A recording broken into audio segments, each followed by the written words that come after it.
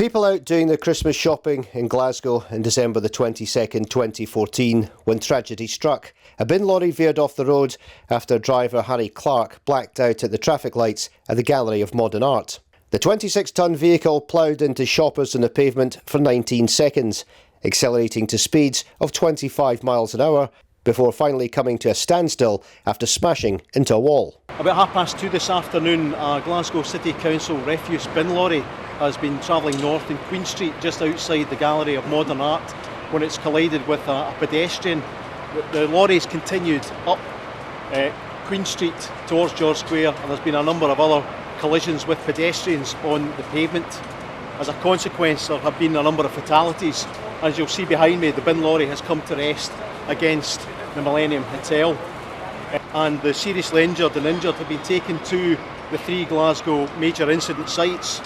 We've declared a major incident and we're working with our partners as quickly as possible to resolve the situation.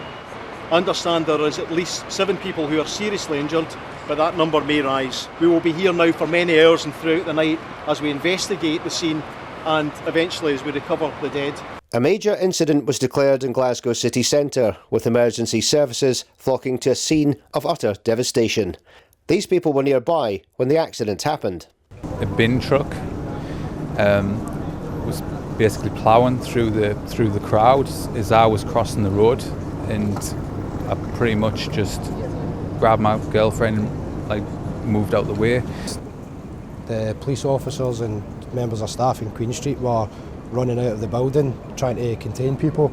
There's quite a lot of people standing at the pub that were coming out watching what was happening, and there was a female lying on the road, and you could see, I think it was one of the fire brigade that were doing CPR, like chest pumps on her and stuff. I heard this massive bang. It sounded like a bomb had gone off, and then followed by just unbelievable screams, horrible screaming. So I ran outside and everybody was staring down Queen Street. Emergency services faced the grim task of removing the bodies of those who had been killed in the incident, while officers confirmed the number of fatalities and launched an investigation into what happened. The latest I can tell you is that at this point in time we are into an investigation and ultimately a recovery phase from this incident. At 2:30 this afternoon you'll be aware that a bin truck has came up when Queen Street lost control, and sadly 6 people have lost their lives as a result of that, and we're currently working with our other agencies to establish the circumstances of exactly what happened and implement an investigation and a recovery phase thereafter. So the actual the initial event, as it were, has now passed, and this is, as you say, a recovery operation, an investigation. Absolutely, it's absolutely important that we recover the dead as quickly as we can and show their families the absolute respect that they deserve, and my condolences go to them. But also it's important that we do a thorough investigation and we establish the full circumstances as soon as we possibly can. Floral tributes were laid by members of the public looking to pay their respects to those who lost their lives in the tragedy, which left Glasgow stunned, while Nicola Sturgeon, who had just been appointed First Minister, extended her sympathy. I would like to take this opportunity again to convey my deep condolences to the bereaved families, those who have lost loved ones in this awful tragedy. My thoughts are also with those who remain in hospital having sustained injuries, and with the many members of the public who witnessed yesterday traumatic scenes that I'm sure will live with them for a very, very long time. This city will pull together to support those who have been affected, not just in the days ahead, but in the weeks and months to come.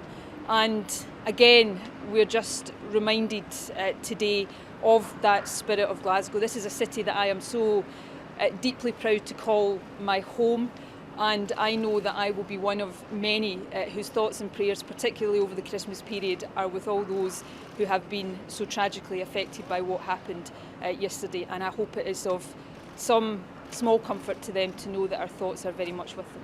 The 6 people who tragically died, including family members Erin McQuade, who was 18, and grandparents Jack and Lorraine Sweeney of Dumbarton, Stephenie, Tait and Jaqueline Morton from Glasgow, and Gillian Ewing from Edinburgh, also perished. A memorial service was held on Christmas Eve at St George's Tron Church in Glasgow. We come to you in a place of sorrow and shock, in a place of brokenness and grief, bearing in our hearts just a little of the pain and devastation that has come to families in this city in Glasgow, affected the lives of ordinary people as they went about their business in excited anticipation of Christmas.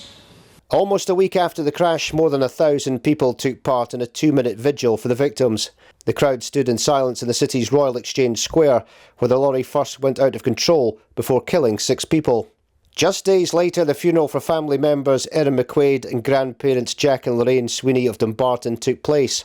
Then, just 3 days later, teacher Stephenie Tait was also laid to rest. After the police investigation, which did not involve Clarke giving a police statement, the Crown Office concluded that no criminal charges would be brought against either Clarke or the council. It had been determined that as he was unconscious, Clarke did not have the necessary criminal state of mind required for a criminal prosecution, and also that no breaches of health and safety law had occurred. It was, however, decided that a fatal accident inquiry would be held to determine the cause of the crash and establish the lessons that could be learned. Ahead of the fatal accident inquiry getting underway, Harry Clarke said that he couldn't remember the accident and had blacked out at the wheel and experienced something similar while driving a bus. He also didn't include that incident in his self-renewal heavy goods licence application, despite reporting being mandatory. In June 2015, the DVLA withdrew Clarke's car driving licence for medical reasons and banned him from driving heavy goods vehicles for 10 years. Shortly afterwards, families arrived at the Sheriff Court in Glasgow for the investigation into what caused the deaths of their loved ones. But after hearing the evidence, the family of Jaqueline Morton released this statement. The actions of Harry Clarke have been examined and explored in detail. The family feel that the answers that Mr Clarke could not give can be found in the evidence given by the other witnesses and documents laid before the inquiry. The inquiry has highlighted weaknesses in the system that makes it too easy for an individual to obtain and retain a driving licence when they are not fit to drive, contrary to public safety. The actions of an individual cannot be allowed to lead to a tragedy on such a scale again. Nothing can undo what occurred last December, nor change the loss that we have suffered as a family. But it cannot be the case that another family is standing here next year or the year after that because something of this nature has happened again. We have heard all the evidence. It is time for Sheriff Beckett to consider it and come back with a determination. In October 2015, Clarke was arrested for allegedly driving a car on the 20th of September in contravention of his ban.